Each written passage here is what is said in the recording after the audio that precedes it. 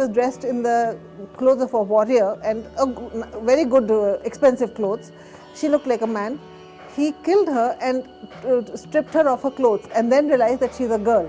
And when the people were called, they recognized her as Razia. So when she was found dead somewhere here, because she was a disciple of Shah Turkman, he got her, he did all the funeral rites for her, got it done, and he buried her here. The death of Razia was followed by a 6-year period of political uncertainty. After 2 years of Behram Shah's rule, the nobles made Iltutmish's grandson, Alauddin Masood, the Sultan of Delhi. And after 4 years of rule in 1246, his half-uncle Nasiruddin Mahmud took over the throne of Delhi. During this period, the Turkish nobles and army general Balban became very powerful.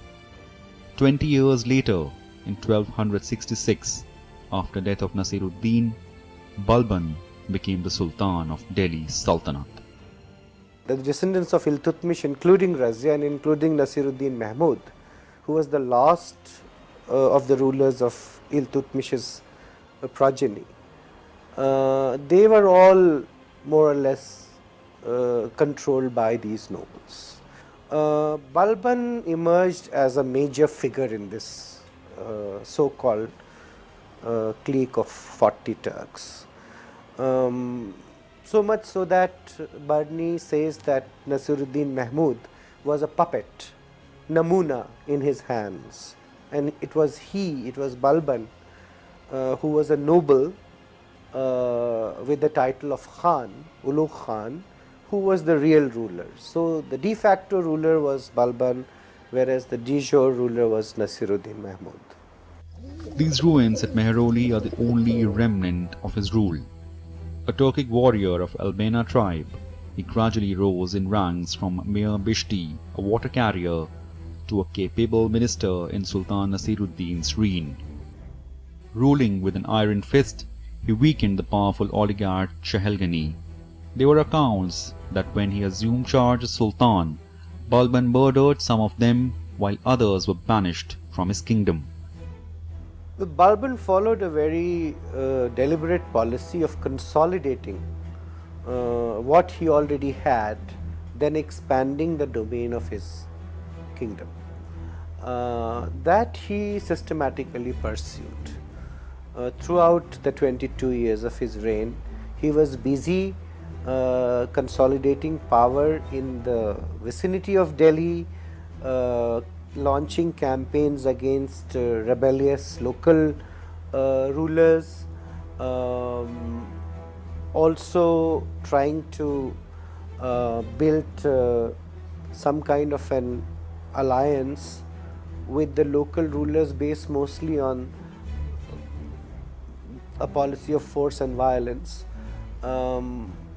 But he was not terribly interested in expanding the domain of his sultanate, and in fact, in a conversation recorded in a historical text, somebody suggested why was he not conquering territories which were worth conquering and annexing. Then he laid out this policy that he would rather stay put and build a stable kingdom in the territory which he was already holding than stretch beyond those. So he was not a great expansionist in that sense.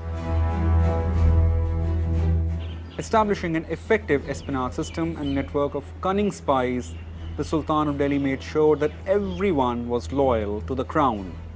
Balban modeled his court on the lines of the court of Persia, where every visitor had to prostrate themselves before Sultan.